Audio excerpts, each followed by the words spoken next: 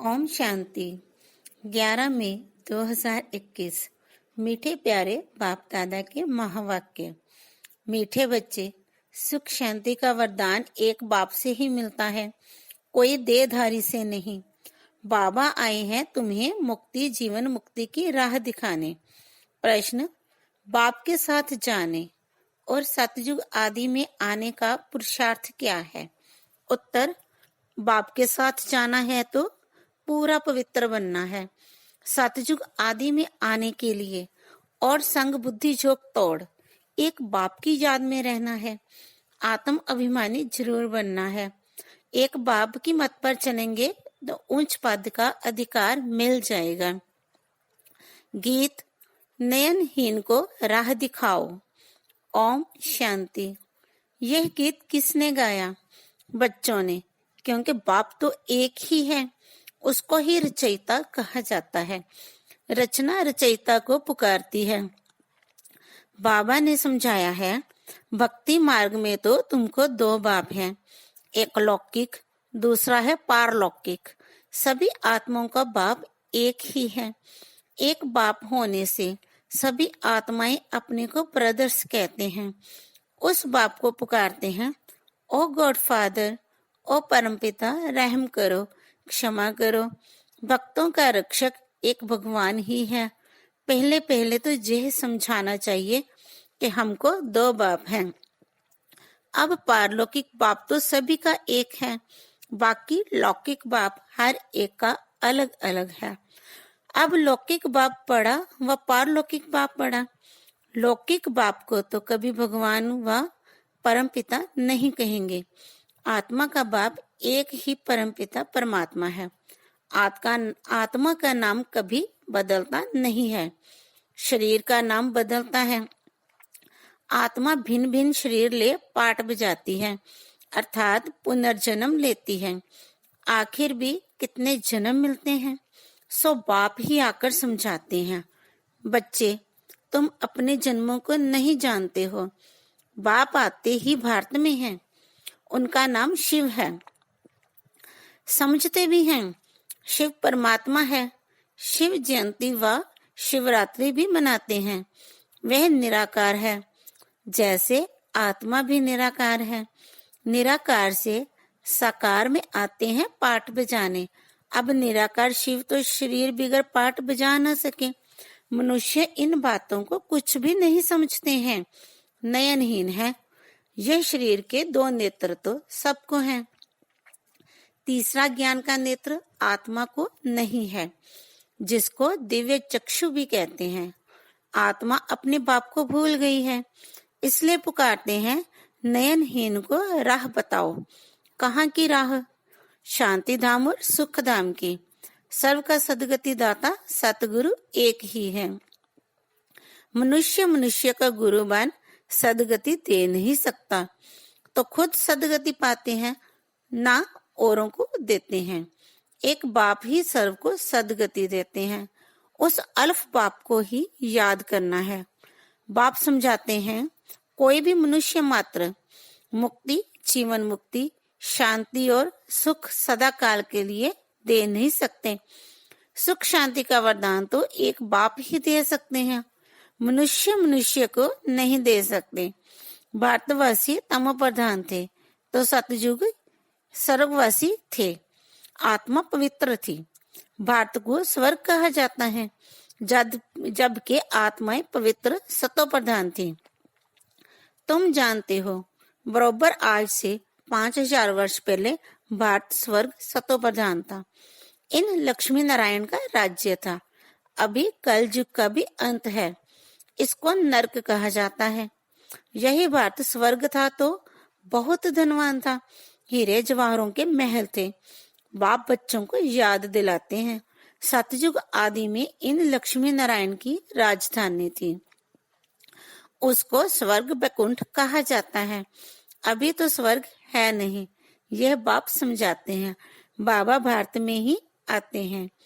निराकार शिव की जयंती भी मनाते हैं, परंतु वे क्या करते हैं ये कोई नहीं जानते।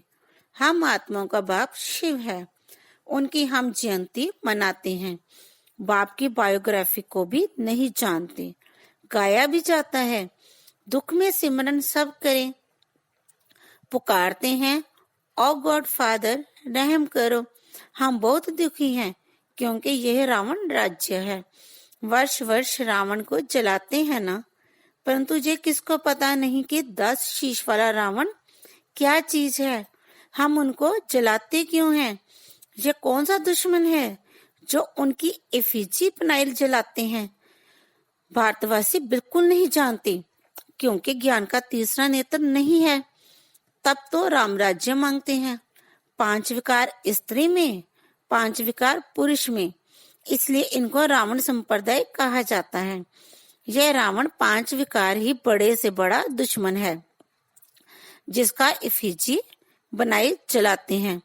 भारतवासियों को ये पता नहीं पड़ता कि रावण है कौन जिसको जलाते हैं।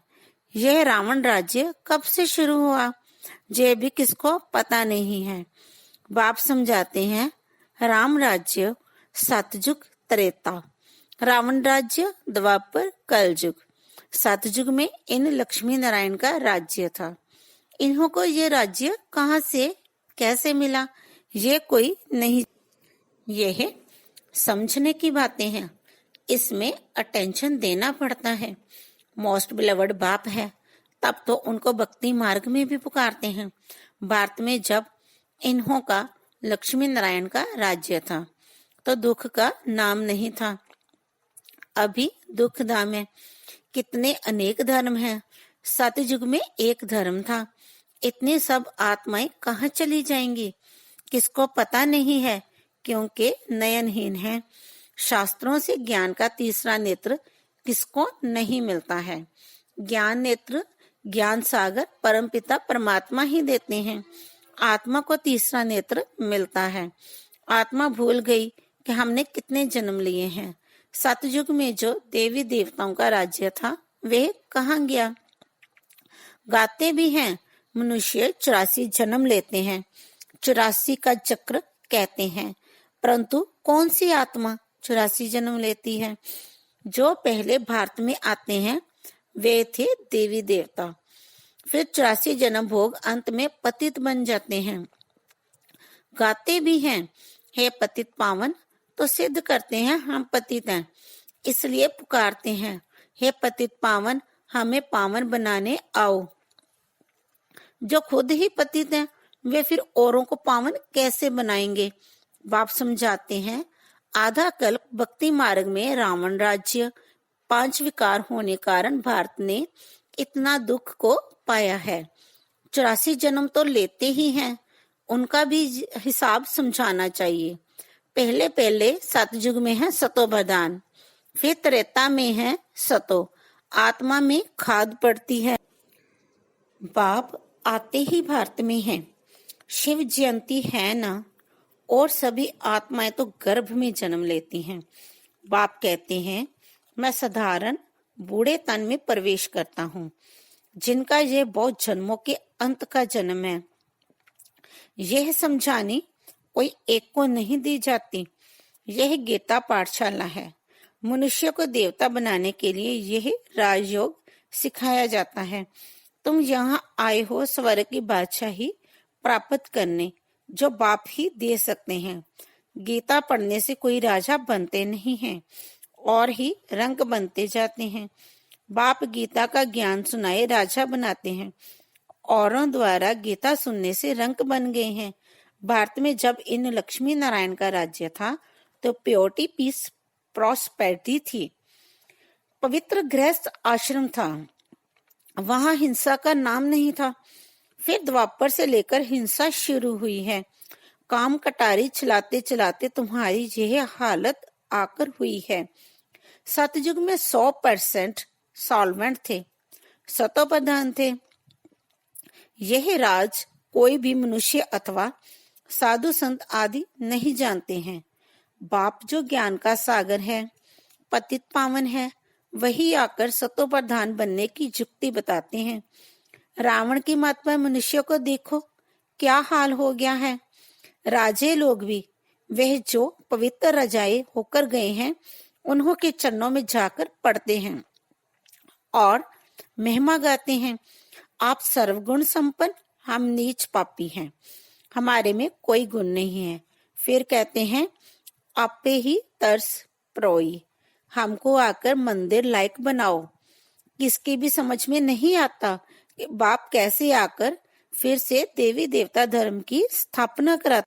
अब तुम समझते हो, हम सो देवी देवता धर्म के थे, हम सो क्षत्रिय वैश्य शूद्र बने, इतने जन्म लिए, अब 84 जन्म पूरे किए हैं, फिर दुनिया का चक्कर फिरना चाहिए, इसलिए फिर तुमको पावन जहां बनना है। पति तो सुखधाम शांति धाम में नहीं जा सकते। बाप समझाते हैं, तुम जो सतो प्रधान थे वह तुम प्रधान बने हो, गोल्डन एज से फिर आयरन एज में आए हो, फिर गोल्डन एज बनना है, तब मुक्ति धाम सुख धाम में जा सकेंगे। बात सुख धाम था, अब दुख धाम है।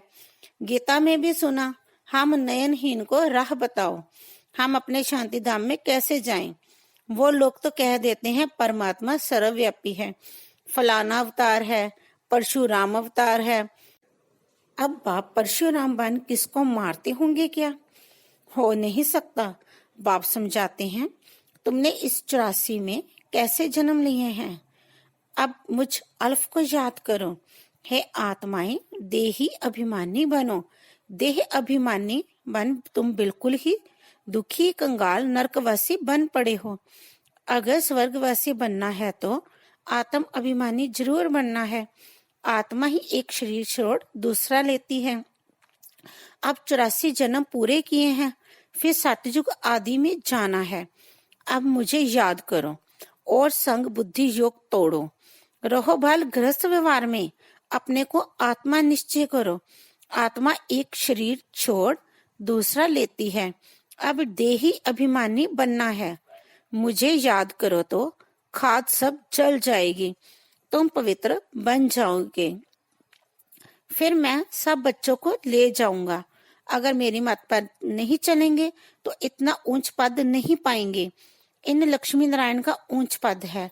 जब इन्हों का राज्य था तो और कोई धर्म नहीं था। द्वापर से फिर और धर्म आते हैं। कल सतयुग में मनुष्य भी थोड़े होते हैं। अब तो बहुत धर्म होने के कारण कितने दुखी हो गए हैं। वही देवता धर्म वाले अब फिर पतित होने से अपने को देवता कहते नहीं हैं, हिंदू नाम रख दिया है। हिंदू तो कोई धर्म नहीं है। बाप समझाते हैं, रावण ने तुमको ऐसा बना दिया है।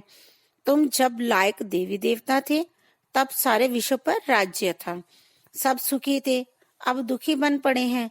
भारत हेवन था, वो अब हेल बन गया है। फिर हेल को हेवन बाप पीकर कोई बना ना सके। देवताओं को संपूर्ण निर्विकारी कहा जाता है।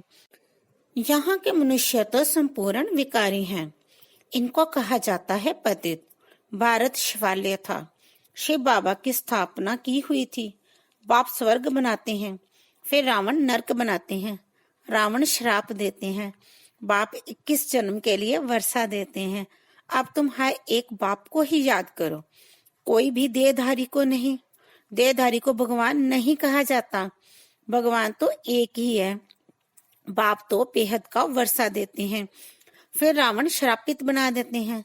इस समय भारत श्रापित है, बहुत दुखी है। अब इस रावण पर जीत पानी है। गाया भी जाता है, देह दान तो छूटे ग्रहण।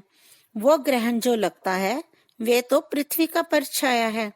अब बाप कहते हैं, तुम्हारे ऊपर 5 विकारों रूपी रावण का ग्रहण है। ये 5 विकार दान में दे देने हैं। पहला तो दान दो कि हम कभी विकार में नहीं जाएंगे। यह काम कटारी ही मनुष्य को पतित बनाती है। अच्छा, मीठे मीठे सिकी लदे बच्चों प्रति माता पिता बाप दादा का याद प्यार और गुड मॉर्निंग। रूहानी बाप की रूहानी बच्चों को नमस्ते। धारणा के लिए मुख्य सार। नंबर 1, बाप जो नॉलेज देते हैं उसे पूरा अटेंशन देकर पढ़ना है। ज्ञान के तीसरे नेत्र से अपने 84 जन्मों को जान, अब अंतिम जन्म में पावन बनना है। नंबर 2, रावण के श्राप से बचने के लिए बाप की याद में रहना है। 5 विकारों का दान दे देना है। एक बाप की मत पर चलना है। वरदान, अपनी स्मृति, वृत्ति और दृष्टि को अलौकिक बनाने वाले सर्व आकर्षणों से मुक्त भव। कहा जाता है, जैसे संकल्प वैसी सृष्टि। जो नई सृष्टि रचने के निमित्त विशेष आत्माएं हैं, उनका एक एक संकल्प श्रेष्ठ अर्थात अलौकिक होना चाहिए। जब स्मृति, वृत्ति और दृष्टि सब अलौकिक हो जाती है तो इस लोक का कोई भी व्यक्ति व कोई भी वस्तु अपनी ओर आकर्षित नहीं कर सकती। अगर आकर्षित करती है तो जरूर अलौकिकता में कमी है। अलौकिक आत्माएं सर्व आकर्षणों से मुक्त होंगी। स्लोगन, दिल में परमात्मा प्यार व शक्तियां समाई हुई हो तो मन में उलझन आ नहीं सकती। ओम शांति।